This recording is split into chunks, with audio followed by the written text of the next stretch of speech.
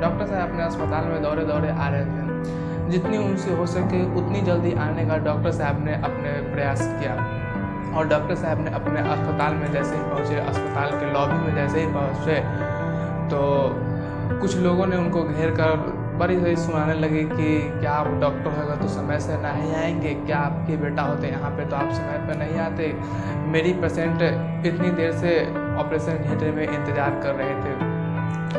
तो डॉक्टर साहब ने बोले कि देखिए हमारे अपने काम करने दीजिए, और डॉक्टर साहब इतना कहकर अपने ऑपरेशन थिएटर में चले गए। और ऑपरेशन थिएटर में बच्चे को ऑपरेशन सक्सेस करके डॉक्टर साहब ने जैसे ही बाहर निकले तो फिर से उसी बात हुई। डॉक्टर साहब को कुछ लोगों ने गेट पर, जैसे उनके चाचा मामा, पेशेंट के चाचा मामा, पापा पिता जो कुछ भी थे वो पेशेंट को वो गेट पर घेर के कुछ लोग उनसे बोल रहे हैं कि क्या हुआ, मेरा बच्चा ठीक है, ये वो बहुत सारे बातें पूछने लगे, क्या हुआ था, कैसे हुआ था।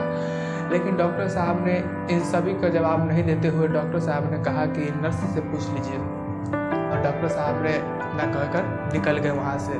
बड़ी ही विनम्रता से डॉक्टर साहब निकले। और उसके बाद नर्स से कुछ लोगों ने पूछा कि कैसे डॉक्टर है ये, कैसे, क्या इनका बेटा रहता था या डॉक्टर ऐसे ही बिहेव करते, अपने पेशेंट के साथ कैसा बिहेव करते हैं।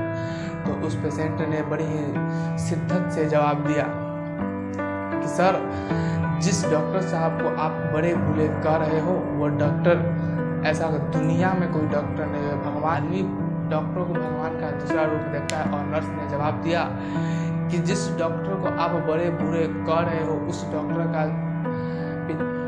जिस डॉक्टर को आप अभी बुरे भले कह रहे हो उस डॉक्टर का बेटे का सुबह एक्सीडेंट में देहांत हो गया है। उसके बाद भी डॉक्टर अपने पेशेंट को देखने आए हैं।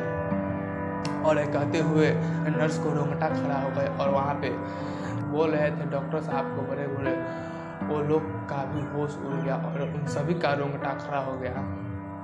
दोस्तों, ये कहानी सिखाती है कि बिना किसी की परिस्थिति देखे हुए, इसको सिचुएशन को देखे हुए उसको जज कर लेते हैं लोग।